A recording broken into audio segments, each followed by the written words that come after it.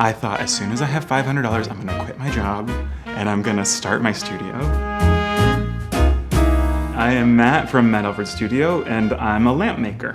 I've always known that I like working with my hands. I was trying all sorts of stuff and nothing quite fit, and then I put together a lamp with my best friend out of plumbing pipe. I remember the moment that I turned it on. There's this little feeling where you're like, and I have made thousands of lamps, and I still remember that moment. I thought as soon as I have $500, I'm gonna quit my job and I'm gonna start my studio.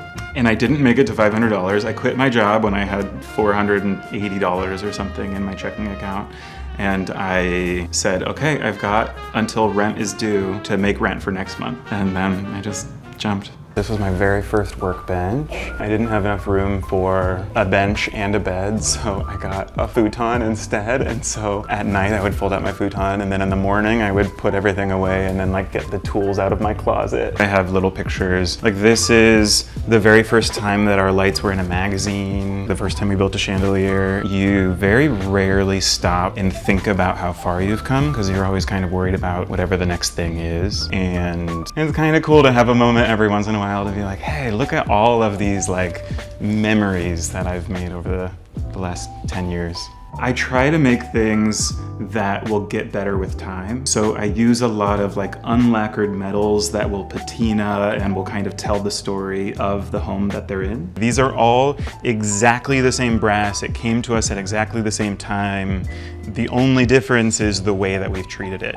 And so it totally tells a story. If you have a piece of brass that's next to salt water or close to the sea, it'll turn green and really beautiful like this.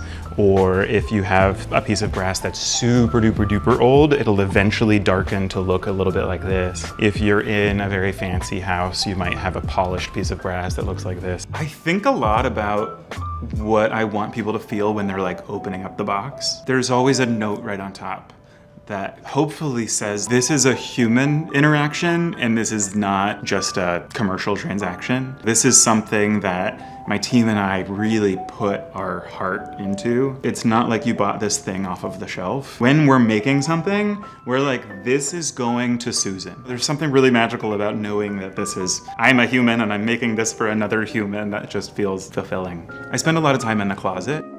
And so I got a lot of practice surfacing what I thought people wanted and hiding what I thought they didn't want. And what I've learned is that oftentimes the magic is in the stuff that you were taught to hide. And I do think that that's true a little bit in my artistic practice too. I love brass tarnish. That's like a silly comparison, but a lot of times what people really respond to is this thing that we were taught to hide.